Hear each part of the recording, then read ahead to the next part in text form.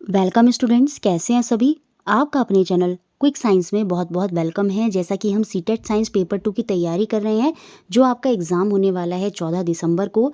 हमने सारा content topic wise बहुत अच्छे से कवर किया। उसके बाद मैंने आपको शॉर्ट समरी में 3 घंटे की क्लास में सारी थ्योरी जो थी एनसीईआरटी की वो कवर अप कराई। इसके बाद मैंने आपको एक पैडागोजी का जो स्पेशल की पॉइंट्स हैं, टैग वर्ड्स हैं, उनके रिगार्डिंग एक आपके लिए वीडियो बनाई। देखिए, सारी प्लेलिस्ट आपको आई बटन में ऊपर एक लिंक आ रहा होगा, डिस्क्रिप्शन बॉक्स में भी मैं लिंक दे दूँगी। वहाँ से आप चाहें तो सारी चीज़ें देख सकते हैं, सब आपको मिल जाएगा, या कमेंट बॉक्स में भी आप पूछ सकते हैं। अब हम शुरू करेंगे पैडागोजी के क्वेश्चंस।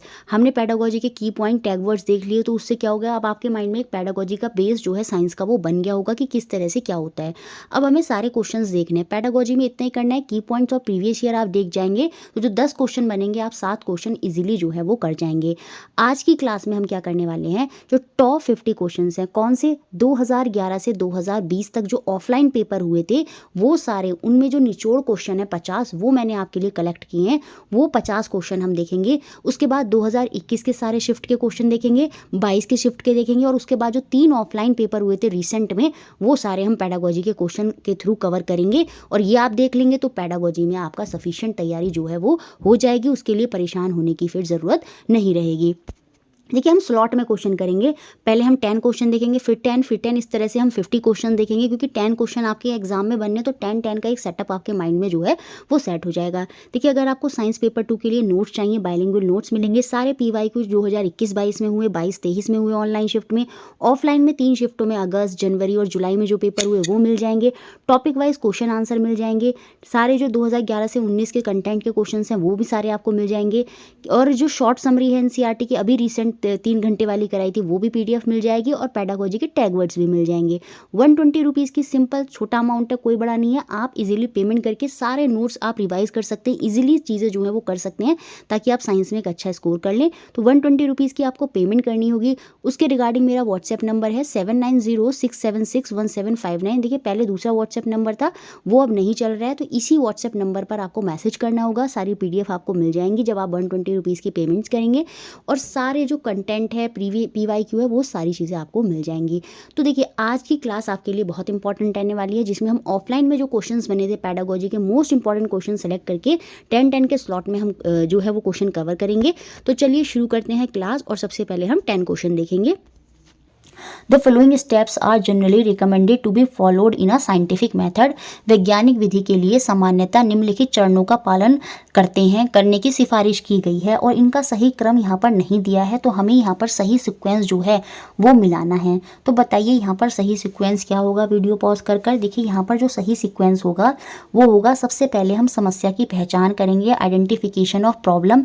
जब हमें समस्या पता चल जाएगी तो उसके बाद हम उसके बारे में कुछ सोचेंगे, परिकल्पना करेंगे, फॉर्मुलेशन ऑफ हाइपोथेसिस करेंगे। जब हम कुछ सोचेंगे तो उससे रिलेटेड आंकड़े जो हैं वो हम एकत्रित करेंगे। तो CBD हमको ऑप्शन नंबर 2 में देखने को मिलता है, तो यही हमारा आंसर होगा। ये सबसे पहले समस्या की पहचान करी गई, फिर उससे रिलेटेड हमने कुछ सोचा कि हमको कैसे चीज़ें करनी होंगी। फिर जब हमने सोच लिया तो हमने क्या करा, कुछ डेटा को कलेक्ट करा। और जब हमने डेटा कलेक्ट कर लिया तो उसके बाद जो हमने सोचा था हम उसकी टेस्टिंग करेंगे, और लास्ट में जो है हम अपना एक निष्कर्ष जो है वहाँ पर निकालेंगे। तो ऑप्शन 2 यहाँ पर सही है। Next question, how could learning be made more meaningful for student of class 7 bye the teacher while teaching the topic save water.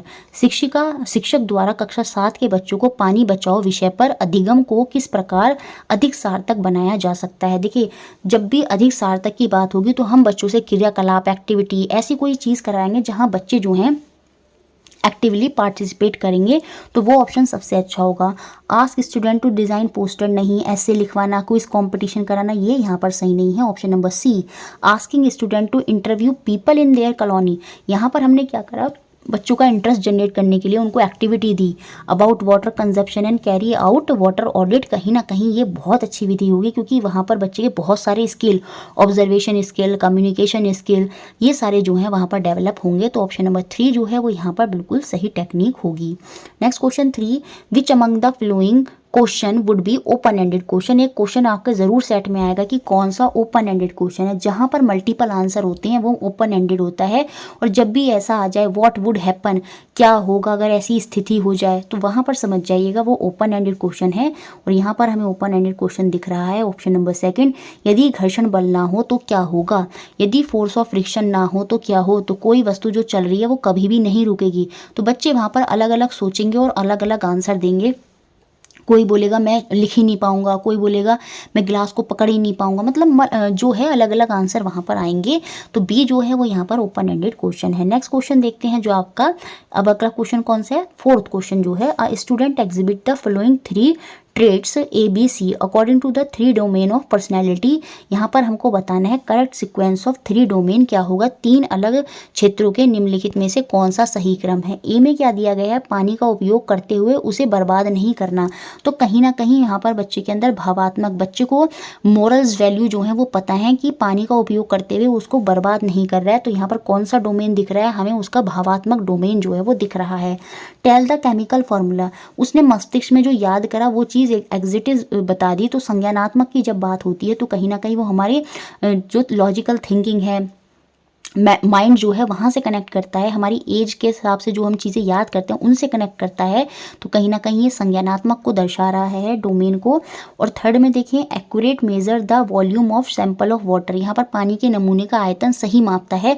तो बच्चे ने कोई एक्टिविटी करी है तो यहाँ पर कहीं ना कहीं वो साइकोमोटर मनोगति को यहाँ पर दर्शाता है। तो ऑप्शन नंबर 1 जो है वो यहाँ पर आंसर होगा। Next question fifth, science curriculum should be aim to, विज्ञान पाठ्यचर्या का उद्देश्य क्या होना चाहिए। Developed stamina to work long, अगर ये तो बिल्कुल नहीं होगा। सप्लीमेंट द कंटेंट वगैरह ये भी नहीं होगा। ये यहाँ पर देखिए जो आंसर होगा वो आपका ऑप्शन नंबर 4 होगा, बिल्कुल दिख रहा है। कल्टीवेट ऑब्जेक्टिविटी, वस्तुनिष्ठता, क्रिटिकल थिंकिंग, तार्किक चिंतन, और freedom for fear and prejudice. देखिए विज्ञान जो है ये कहता है कि जितने भी अंधविश्वास होता है ये वाली चीज़ें नहीं होती, तो उनसे मुक्त करना ही साइंस कैरिकुलम का जो है बिल्कुल एम होना चाहिए। तो यहाँ पर जो आंसर होगा वो ऑप्शन नंबर 4 होगा। Next question 6, a science teacher collect and read the work of the class, then plan and adjust the next lesson to meet the student need he or she is doing। देखिए विज्ञान के शिक्षक क्या कर रहा है, कक्षा में काम को इकट्ठा करता है और पढ़ता है। जो भी बच्चों ने काम किया उसको पहले इकट्ठा करा और उसको पढ़ता है। फिर छात्रों की ज़रूरतों को पूरा करने के लिए अगले पाठ की योजना बनाता है। फिर वो देखता है कि छात्रों को कहाँ कहाँ कमियाँ हैं, क्या क्या चीज़ें मुझे और जो है नेक्स्ट लेसन में करनी होंगी, क्योंकि उसने पहले देखा, कलेक्ट करा और फिर उसके बाद रीड करा और उसके बाद वो सोच रहा है जो कमियाँ हैं उनको दूर करूँ, उसी हिसाब से मैं अपना नेक्स्ट लेसन प्लान जो है वो बनाऊँ। तो वो यहाँ पर क्या कर रहा है, देखिए वो बच्चों का गुण देख रहा है। जब भी बच्चों के गुण क्वालिटी देखी जाती है तो वहाँ पर आपका असेसमेंट फॉर लर्निंग होता है, सीखने के लिए आकलन होता है। असेसमेंट एज लर्निंग में बच्चे क्रिटिकल थिंकिंग करते हैं, क्या करते हैं, क्रिटिकल थिंकिंग, गहन चिंतन जो है वो वहाँ पर करते हैं। तो यहाँ पर बेसिकली बात क्या हो रही है, असेसमेंट फॉर लर्निंग की। तो ऑप्शन नंबर 3 जो है वो यहाँ पर सही है। Next question 7, which one of the following is the major objective of teaching of science at upper primary stage. निम्न में से कौन सा उच्च प्राथमिक स्तर पर विज्ञान की शिक्षण का मुख्य उद्देश्य होता है कि बच्चों को प्रोफिशिएंस कर देना, किसमें, solving exercise at the end of the chapter, ये तो बिल्कुल भी नहीं होगा। कि अध्याय के अंत में दिए गए अभ्यासों को हल करने में दक्षता विकसित करना, नहीं। टू प्रमोट रेशनल थिंकिंग, बिल्कुल तर्क संगत सोच को बढ़ावा देना। जब उनके अंदर तर्क संगत सोच विकसित होगी तभी तो वो क्या करेंगे, खोजी होंगे, तभी वो एक्टिविटी में पार्टिसिपेट करेंगे, तभी वो चीज़ों को अच्छे से समझेंगे, उनको एनालाइज करेंगे और रिसर्च करेंगे और प्रोजेक्ट वर्क में लगेंगे और उनकी जो क्रिएटिविटी स्किल है वो वहाँ पर बढ़ेगी। तो तर्क संगत सोच को बढ़ावा देना यहाँ पर आंसर होगा option number 2। Next question 8, according to NCF 2005 errors are important in science experiment because. ये क्वेश्चन ज़रूर आएगा कि बच्चे का मिसकंसेप्शन है तो वो सही है या गलत है। वो बिल्कुल बच्चे के अंदर मिसकंसेप्शन होता है और वो सही होता है। तो सेम ऐसे ही एरर इंपॉर्टेंट होती हैं। क्यों इंपॉर्टेंट होती हैं बताइए 4 ऑप्शन में। ये पास और फेल देखने के लिए नहीं, स्कोर अच्छा करने के लिए नहीं, provide space for removing children from the school, ये सब नहीं होंगे। यहाँ पर जो आंसर होगा वो आपका ऑप्शन नंबर सी होगा। Provide an insight into the children thinking and help them to identify solution. बिल्कुल कहीं ना कहीं यहाँ पर ये बच्चे की क्रिटिकल थिंकिंग जो है उसको डेवलप करता है, बच्चे की सोच में अंतर्दृष्टि जो है उसको प्रदान करता है। वो नए नए आइडियाज सोचेगा और कहीं ना कहीं समाधान को पहचान करने में उसकी मदद करेंगे, क्योंकि गलतियां होंगी तभी वो अपनी गलतियों से सीखेगा और फिर कोई नई चीज़ जो है वहाँ पर वो सोचेगा और उसको जो है अप्लाई करने की कोशिश करेगा। तो ऑप्शन नंबर सी यहाँ पर जो है बिल्कुल सही जो है हमारा आंसर हो जाएगा। नेक्स्ट, ये बहुत इंपॉर्टेंट क्वेश्चन है, cognitive validity of science curriculum eight upper primary stage. ये एक ना एक सेट में जरूर बनेगा ये क्वेश्चन। उच्च प्राथमिक स्तर पर विज्ञान पाठ्यचर्या की संज्ञानात्मक वैधता का क्या अर्थ होता है, ये हमको बताना है। तो बहुत बार बताया है, वो हमेशा आयु के अनुरूप होनी चाहिए जो कैरिकुलम होना चाहिए, और यही हमारी कॉग्निटिव वैलिडिटी होती है। तो ऑप्शन नंबर बी जो है वो यहाँ पर बिल्कुल सही होगा। नेक्स्ट और लास्ट क्वेश्चन आज के मॉक टेस्ट का, पेडागोजी का, the term constructivism is in relation to science education means that children should be. विज्ञान शिक्षा के संदर्भ में रचनावाद शब्दावली का क्या अर्थ होता है। देखिए, रचनावाद से संबंध है बच्चों को एक्टिविटी कराना, स्टेज पर कुछ प्रोग्राम वगैरह कराना है ना, वो सब इसमें आ जाते हैं। क्रिएटिविटी, ये सारी चीज़ें इसमें हो जाती हैं। हैंड ऑन एक्टिविटीज़ कराना, ये सारी चीज़ें आपकी कंस्ट्रक्टिविज्म सोच के अंदर जो है वो आती हैं। तो यहाँ पर क्या हो जाएगा, कंप्लीट इन्फॉर्मेशन देना साइंस के विषय में नहीं, एक्टिविटी बिल्कुल actively involve in the process of learning science, विज्ञान सीखने की प्रक्रिया में सक्रिय रूप से शामिल होना ही यहाँ पर कंस्ट्रक्टिविज्म जो है वो दिखाए। क्यों? क्योंकि बच्चा एक्टिवली है, बच्चे से हम चीज़ें करवाएंगे, बच्चा एक्टिवली पार्टिसिपेट कर रहा है तो हम उसको एक्टिवली इन्वॉल्व कर रहे हैं सारे प्रोसेस में।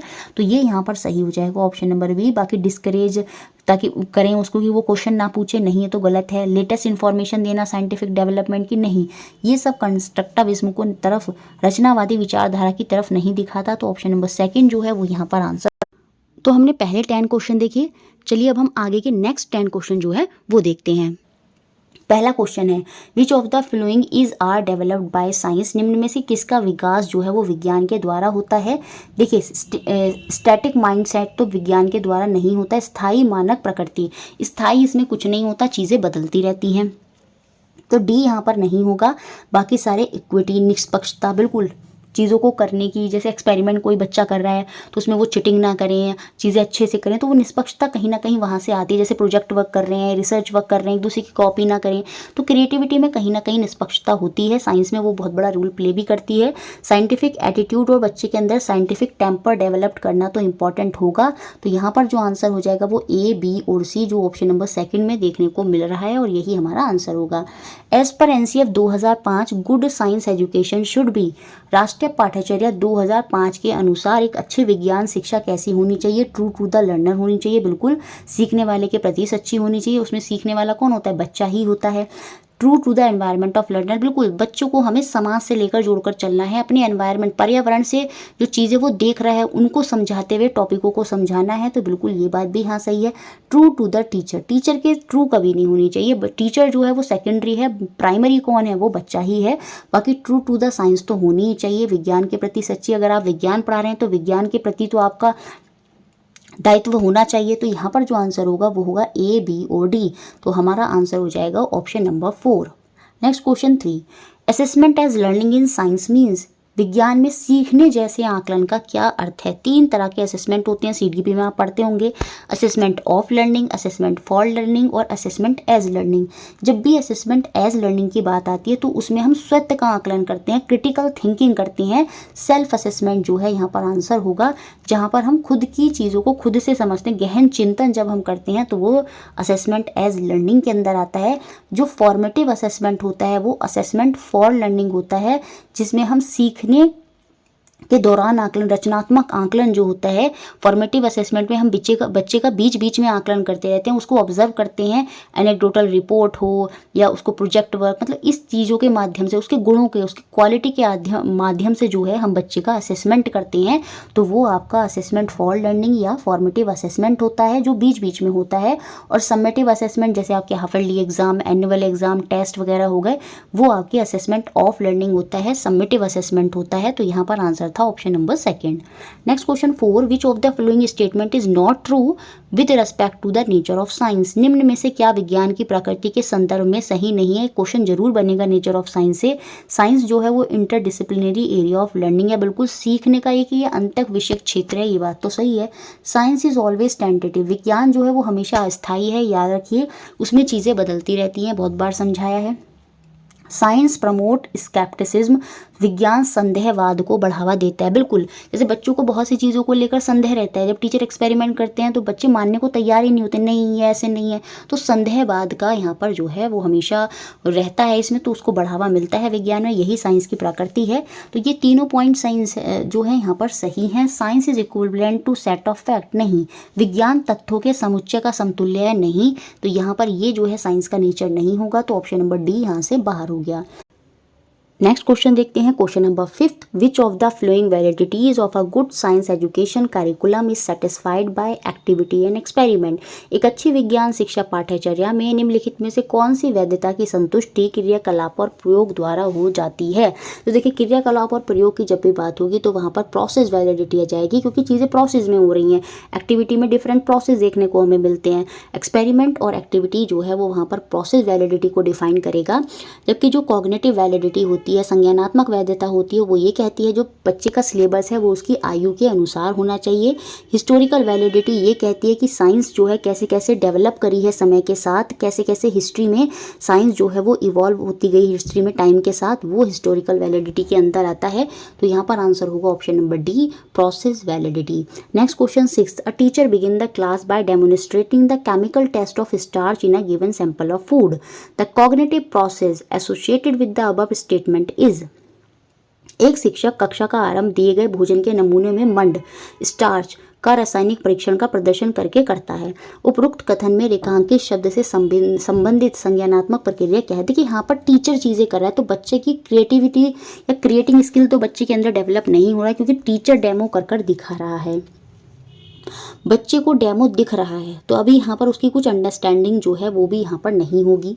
ठीक है, एनालाइज विश्लेषण भी अभी उसने कुछ नहीं करा है, टीचर एक डेमो कर रहा है, तो यहाँ पर वो क्या सीख रहा है, वहाँ यहाँ पर वो अप्लाई करना, कि चीज़ों को कैसे अप्लाई करना है। क्योंकि बच्चा डायरेक्ट उसको बोलेगा अगर टीचर, तो क्या वो डेमो कर देगा, नहीं, पहले टीचर वहाँ पर उसको दिखा रहा है कि देखो ऐसे ऐसे करेंगे हम, कैसे टेस्ट करोगे कि फूड में ब्लैक ब्लू कलर आ जाएगा तो वो स्टार्च का प्रेजेंस दिखाएगा, मतलब पूरा एक प्रोसेस जो बताया गया है क्लास 6 में, पूरा वो चीज़ पहले टीचर करके दिखा रही, तो वहाँ पर बच्चे अप्लाई करना सीख रहे हैं, वो फिर खुद करके देखेंगे।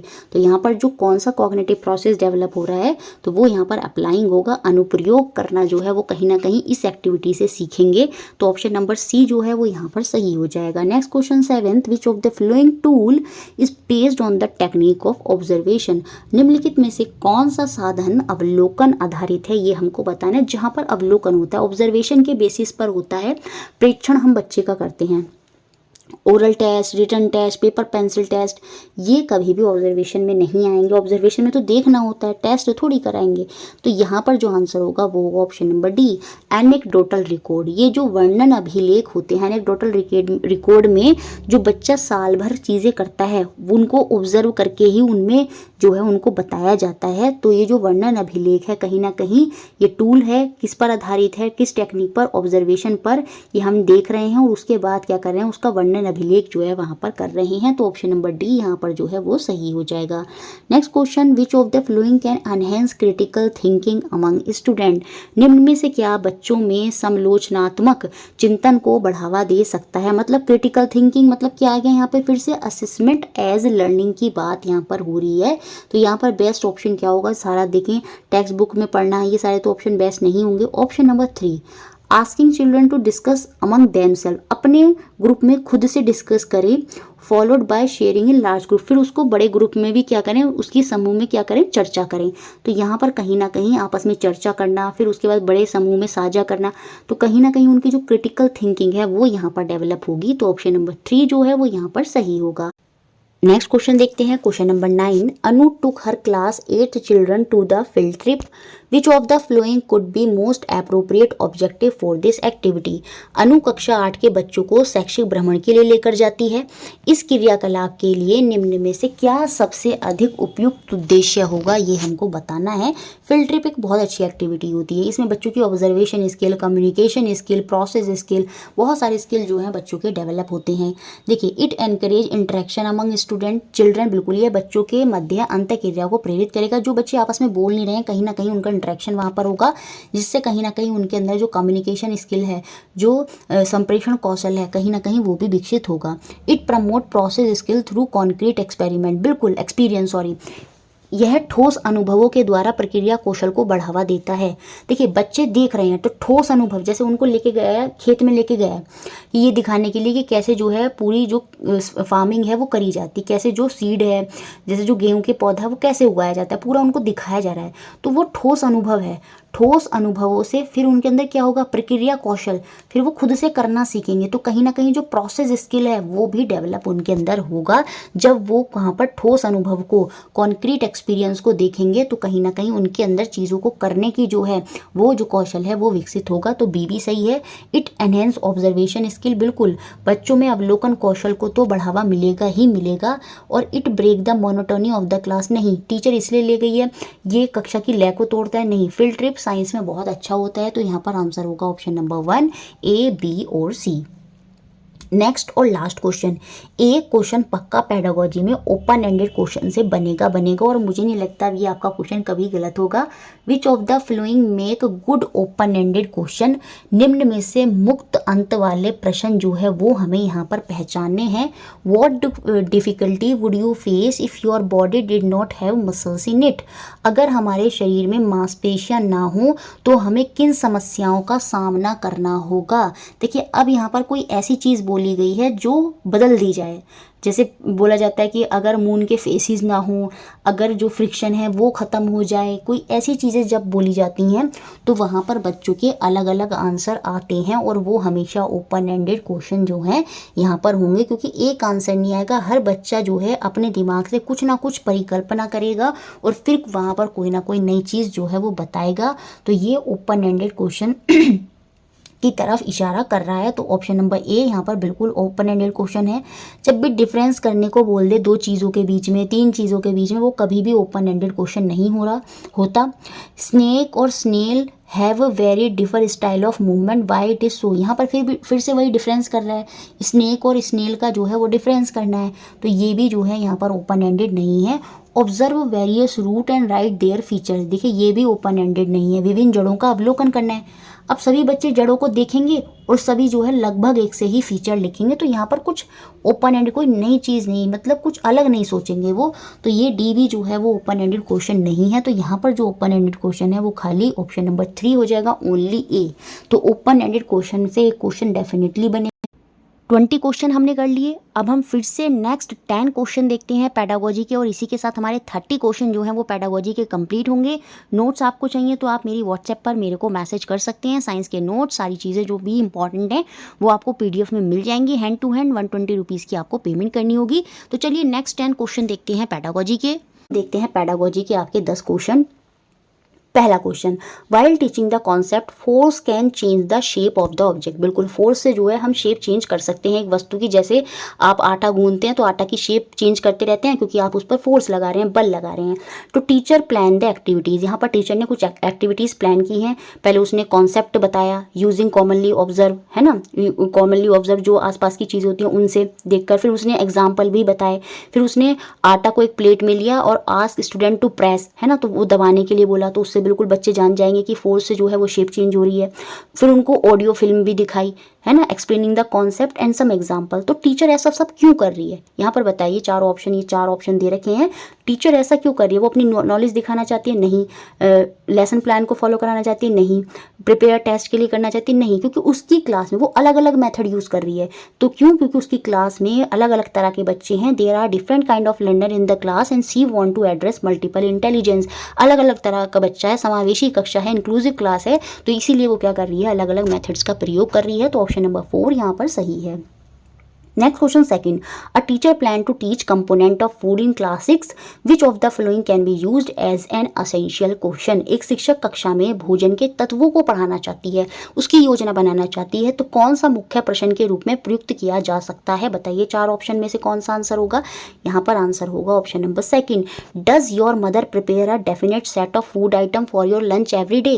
क्या जो आपकी माता हैं वो प्रतिदिन दोपहर में एक ही तरह के भोज्य पदार्थ तैयार करती हैं, तो आप आंसर देंगे नहीं, वो चावल भी बनाती हैं, रोटी भी बनाती हैं, दाल भी होती है, सब्जी भी होता है, दही भी होता है, या छाछ वगैरह होता है। वो क्यों होता है, क्योंकि कंपोनेंट्स ऑफ फूड, अलग अलग न्यूट्रिएंट्स जो हैं अलग अलग फूड में होता है। दाल में प्रोटीन होगा, राइस में कार्बोहाइड्रेट होगा, ठीक है, तो अलग अलग तत्व जो है वहाँ से हमें मिल रहे हैं। तो कहीं ना कहीं ये क्वेश्चन जो है बच्चों को बहुत ज़्यादा जो कुछ टॉपिक पढ़ाना है टीचर को वहाँ पर उनको रिलेट कराएगा, तो ऑप्शन नंबर सेकंड यहाँ पर सही है। Next question 3, out of the following in which lesson is a general rule explain first then that example are illustrated. किस पार्ट में पहले सामान्य नियम स्पष्ट किए जाते हैं, उसके बाद उदाहरण दिए जाते हैं। ये क्वेश्चन मैंने इसलिए ऐड किया है, 2021 में बहुत सारे क्वेश्चन बने थे डिडक्टिव रीजनिंग से। डिडक्टिव रीजनिंग क्या होती है, उसमें पहले आप एक्सप्लेन कर देंगे कोई स्टेटमेंट और उसके बाद कोई क्वेश्चन पूछेंगे। तो यहाँ पर ये क्या है, ये डिडक्टिव रीजनिंग है, निगमनात्मक पार्ट है, जिसमें पहले एक्सप्लेनेशन होता है, उसके बाद एग्जाम्पल दिए जाते हैं। Next question 4, the project method of teaching is best associated with the philosophy of. शिक्षण की प्रोजेक्ट पद्धति जो है डैश के दर्शन के साथ सविशेष रूप से संबंधित रखती है, क्योंकि प्रोजेक्ट मेथड साइंस में बहुत बड़ा रोल प्ले करता है। ये हमारे अंदर क्रिएटिविटी जो है वो जनरेट करता है, उसमें मदद करता है, रिसर्च में मदद करता है, बच्चों को खोजी बनाता है, कहीं ना कहीं हैंड ऑन एक्टिविटीज़ करने का मौका मिलता है बच्चों को। तो इसकी खोज किसने की थी, जॉन डुई। तो ऑप्शन नंबर सेकंड जो है वो यहाँ पर सही हो जाएगा। ये क्वेश्चन बना है पहले, इसलिए ही ये क्वेश्चन। नेक्स्ट क्वेश्चन देखते हैं 5th, while teaching the correct method of reading a clinical thermometer to class 8 student, Neha mention the following necessary precaution to be taken. तो यहाँ पर हमको कौन सी प्रिकॉशन बतानी है, which one of the following precaution has been mention wrongly by the teacher. कक्षा 8 को क्लिनिकल थर्मामीटर पढ़ाने का सही तरीका बताते समय नेहा बरती जाने वाली निम्नलिखित आवश्यक सावधानियों का उल्लेख करती है, तो कौन सी गलत सावधानी उसने यहाँ पर बताई है। तो ऑप्शन नंबर 1 यहाँ पर जो है वो आंसर होगा बिल्कुल, क्योंकि उसने बोला है क्या कि thermometer should be washed with hot water. और अभी हमने देखा जो थर्मामीटर है उसकी रेंज 35 डिग्री सेल्सियस से 42 डिग्री सेल्सियस होती है, और गर्म वाटर जो है वो बॉइलिंग टेम्परेचर उसका 100 डिग्री होता है, उसमें जो थर्मामीटर है वो फट जाएगा, तो इसलिए उसको गर्म पानी से नहीं धोना चाहिए। तो यही गलत प्रिकॉशन जो है वो यहाँ पर दी है, तो ऑप्शन नंबर 1 यहाँ पर सही था। Next question 6th, a teacher frame a learning objective as making a device using a simple electric circuit. उसने एक डिवाइस बनाया है सिंपल इलेक्ट्रिक सर्किट का यूज करके। This learning objective is matching with which cognitive process. एक शिक्षक किसी अधिगम उद्देश्य को प्राप्त इस प्रकार बनाता है, सरल विद्युत परिपथ का उपयोग करके किसी यंत्र का निर्माण करना है।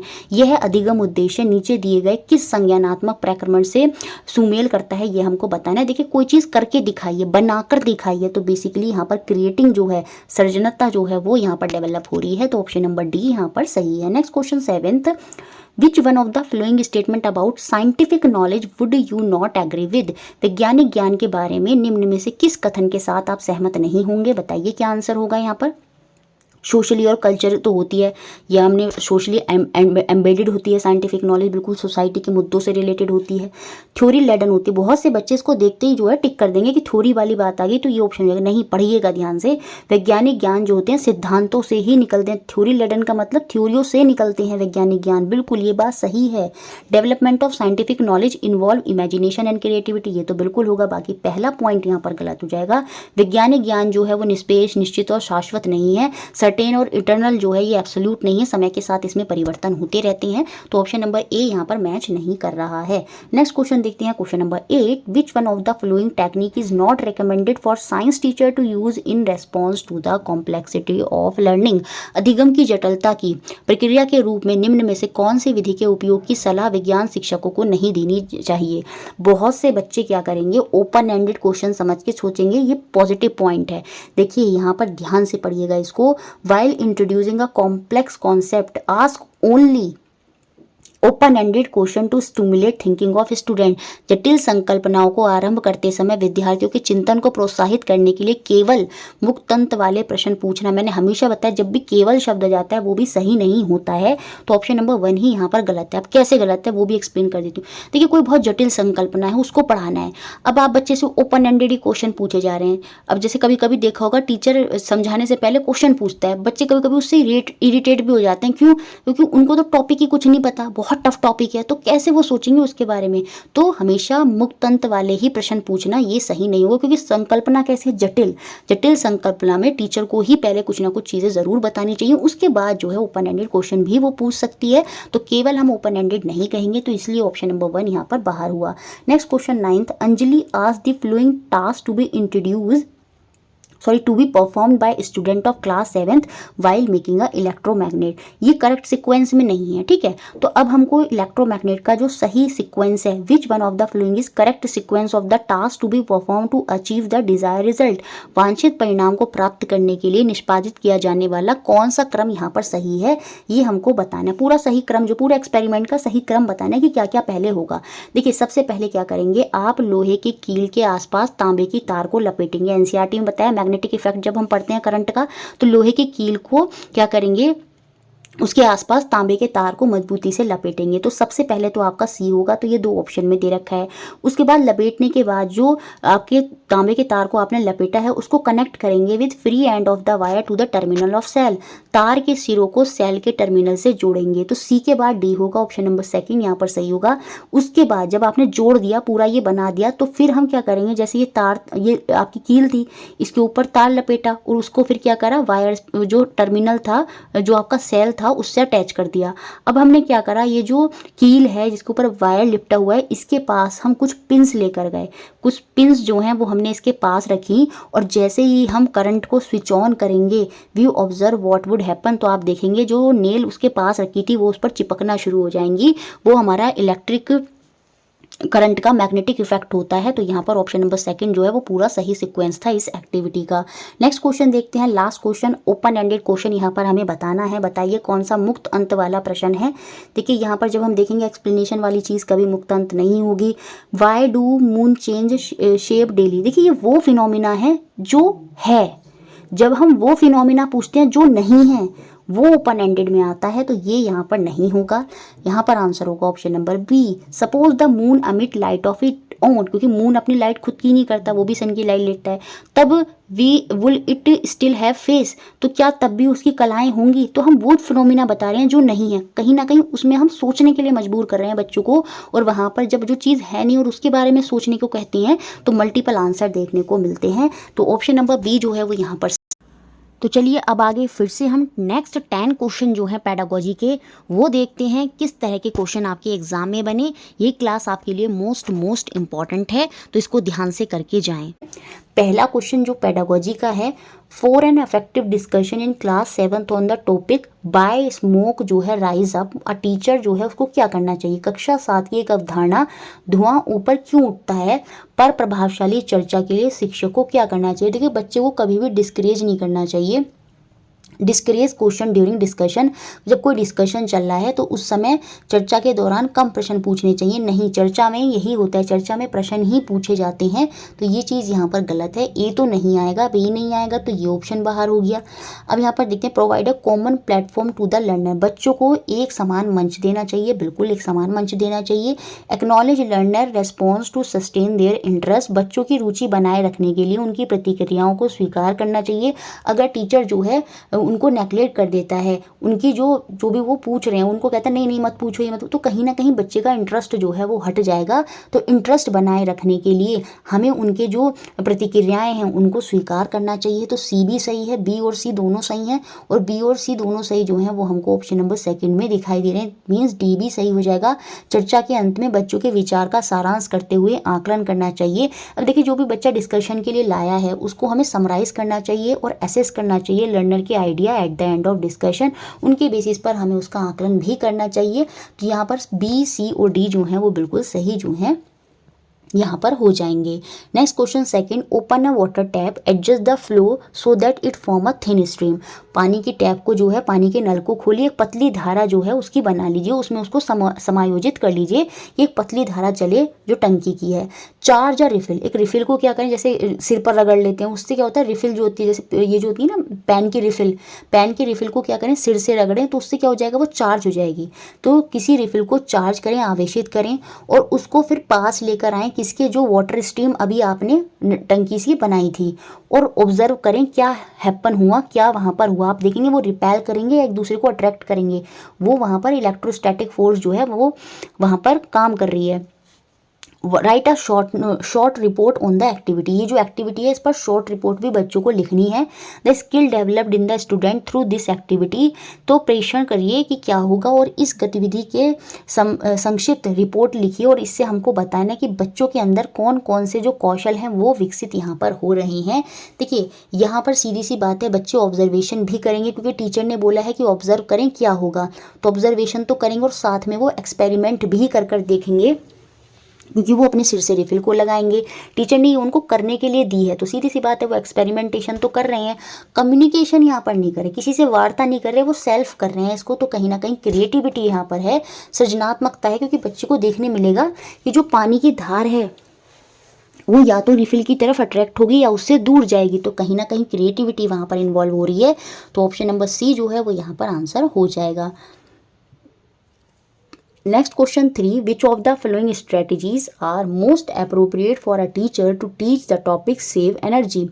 ऊर्जा संरक्षण विषय पढ़ाने के लिए निम्न में से कौन सी युक्ति शिक्षक के लिए सबसे उचित है, बताना है हमको। Ask student to write slogan on the, देखिए 3 युक्ति यहाँ पर उपयुक्त होंगी ऑप्शन के हिसाब से, कोई एक गलत होगी। देखिए write at least 5 way to save energy, ये कोई क्रिएटिव टास्क नहीं है, सिंपल कुछ बच्चे को लिखने के लिए दे देना वो एक क्रिएटिव टास्क नहीं होता कि 5 लाइनें लिख कर दिखाइए ऊर्जा संरक्षण पर, तो कहीं ना कहीं ये एक अप्रोप्रिएट टेक्निक नहीं है। बाकी स्टूडेंट को स्लोगन लिखने के लिए बोलना, उसमें बच्चे सोचेंगे ऊर्जा संरक्षण के नारे, है ना, नारे कैसे लगाने हैं, बच्चे नारों को लेकर कुछ ऑब्जर्व करेंगे, वहाँ पर हाइपोथेसिस करेंगे, सॉरी ऑब्जर्व नहीं करेंगे, वहाँ पर कुछ परिकल्पना करेंगे, हाइपोथेसिस करेंगे कि किस तरह के स्लोगन जो है वो उनको बनाने चाहिए। बाकी मॉडल प्रोजेक्ट, ये तो बिल्कुल बहुत ही बढ़िया ऑप्शन हो गया।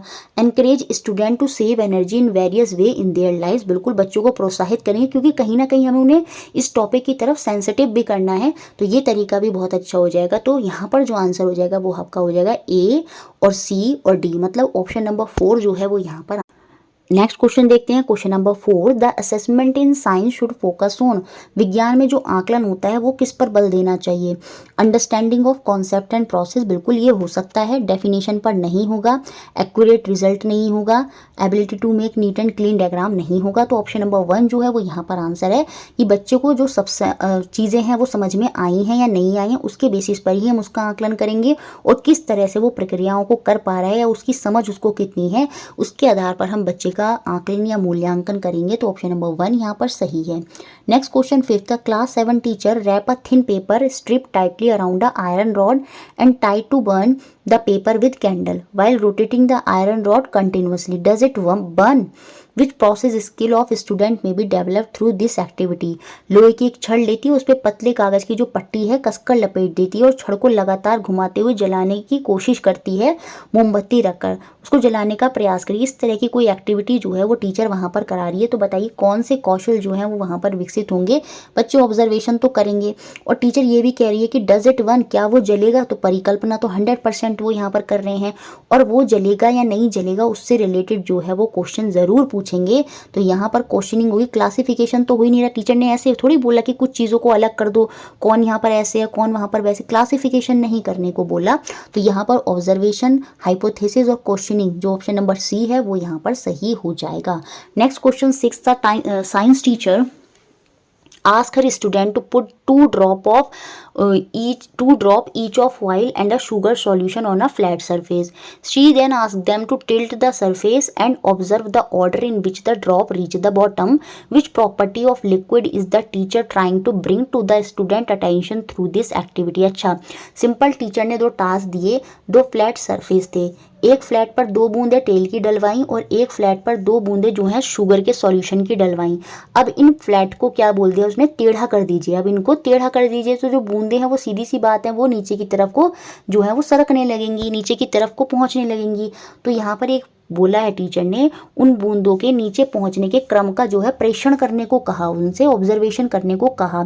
तो इस प्रक्रिया में शिक्षिका द्रव के किस गुण को विद्यार्थियों से संज्ञान में लाना चाहती है, यहाँ पर कौन सा गुण जो है वो बच्चों को इस एक्टिविटी के माध्यम से बताना चाहती है, वो यहाँ पर विस्कोसिटी जो श्यानता होती है उसके बारे में बताना चाहती है। विस्कोसिटी श्यानता क्या है, वो होता है किसी सब्सटेंस का, किसी लिक्विड का गाढ़ापन, वो जितना ज़्यादा गाढ़ा होगा उसकी श्यानता उतनी ही ज़्यादा होगी। अब यहाँ पर ऑयल की बूंदें हैं और शुगर की बूंदें हैं, तो वो चेक करवाना चाहती है कि किसमें श्यानता ज़्यादा है। जैसे तेल वगैरह होते हैं उनमें श्यानता ज़्यादा होगी, जो पानी है उसमें श्यानता कम होगी, वो आसानी से चला जाएगा। तो विस्कोसिटी क्या है, किसी का गाढ़ापन, जो शहद में जो है विस्कोसिटी बहुत ज़्यादा होती है।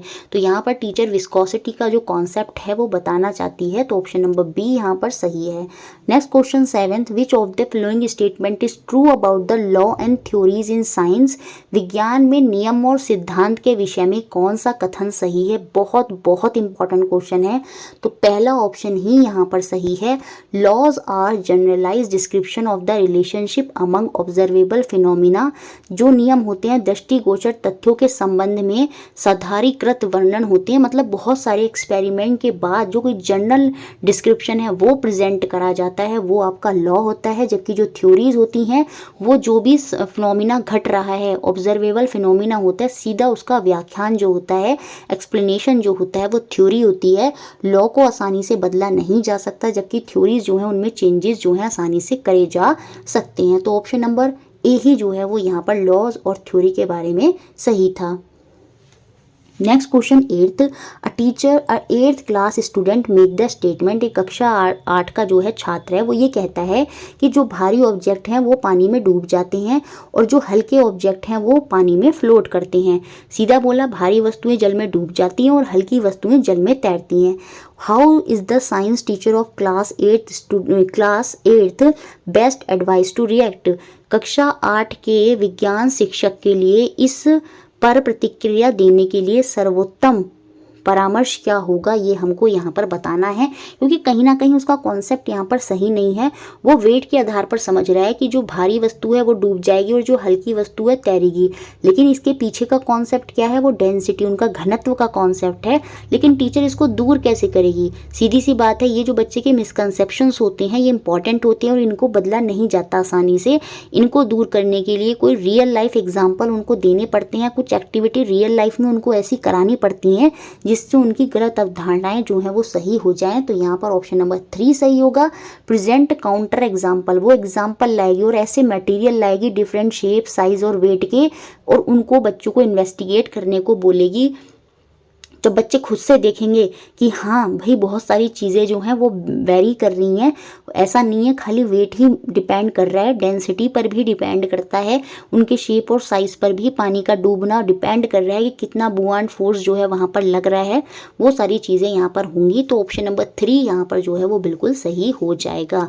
Next question 9th, a teacher before bringing to teach digestion to class 6 student provide them with the outline diagram of human body and ask them to draw all parts through which they can think the food would travel from mouth when they eat. What could be the teacher purpose of asking this question? कक्षा 6 के विद्यार्थियों को पाचन पढ़ाने के लिए एक अध्यापक क्या करती है, उन्हें मानव शरीर का एक रेखा चित्र देता है और उन्हें कहता है कि वह उन सभी अंगों को चित्रित करें जिनसे होकर उनके विचार में भोजन जो है उनके खाने के बाद गुजरता होगा। तो ये टीचर टॉपिक पढ़ाने से पहले ऐसा क्वेश्चन क्यों पूछ रही है, कहीं ना कहीं जो है वो यहाँ पर इन्वेस्टिगेट करना चाहती है student prior ideas related to human body.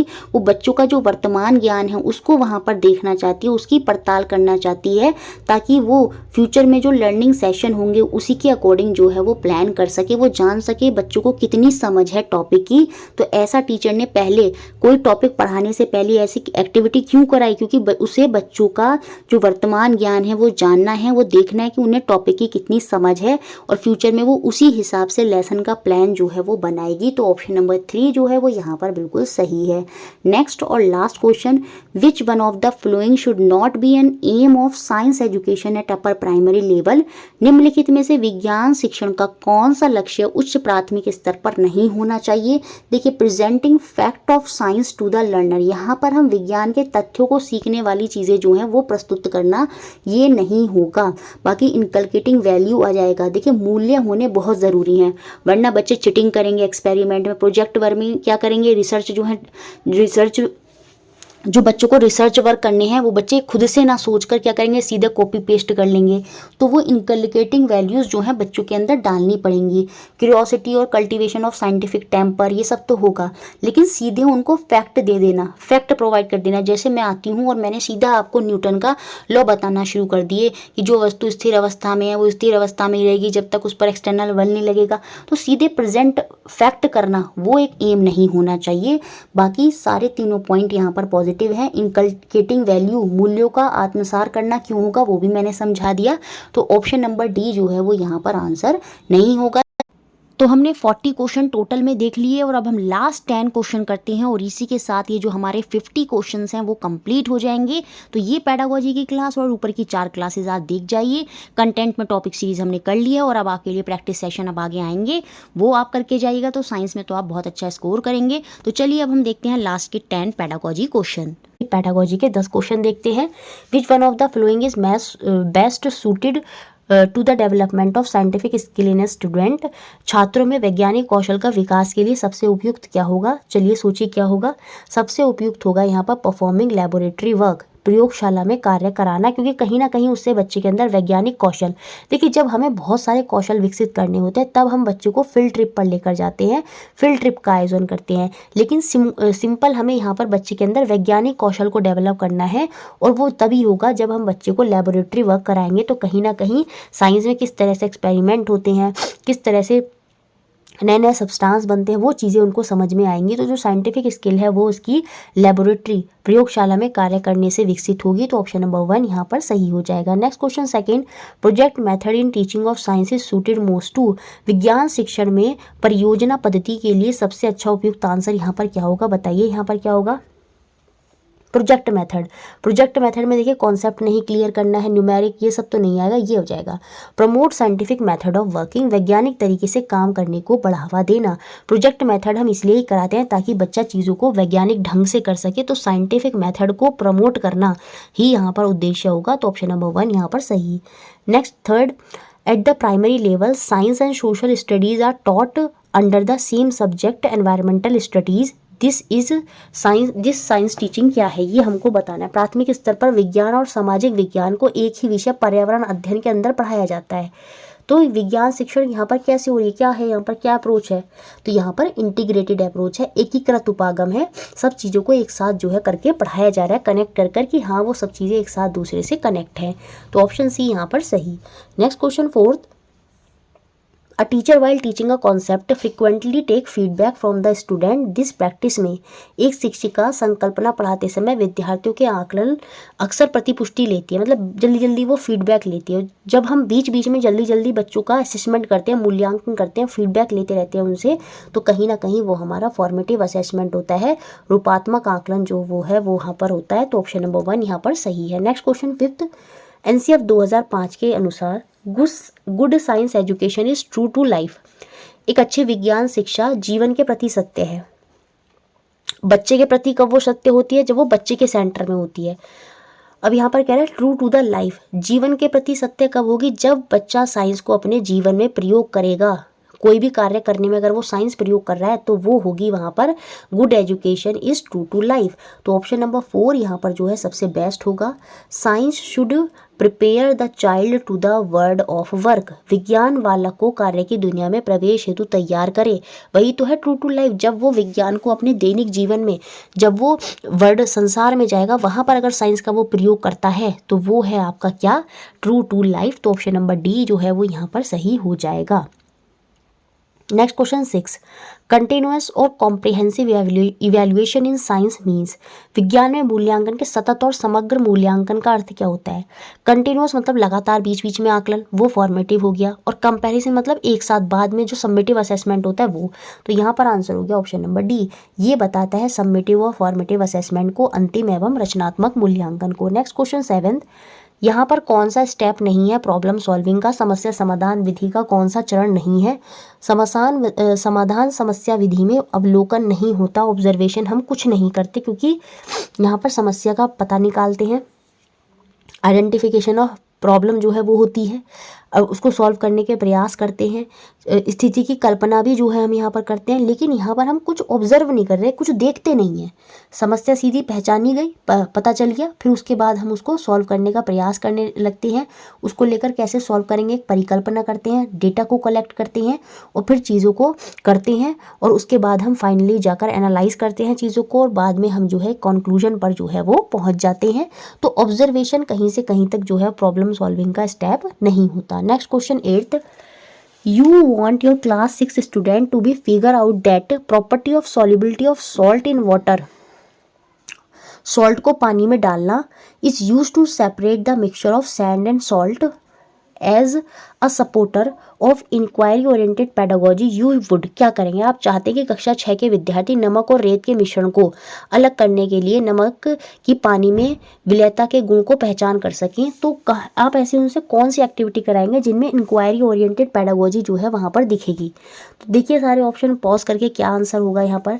तो देखिए यहाँ पर जो बेस्ट आंसर होगा ना, जहाँ बच्चे एक्टिविटी कर रहे होंगे।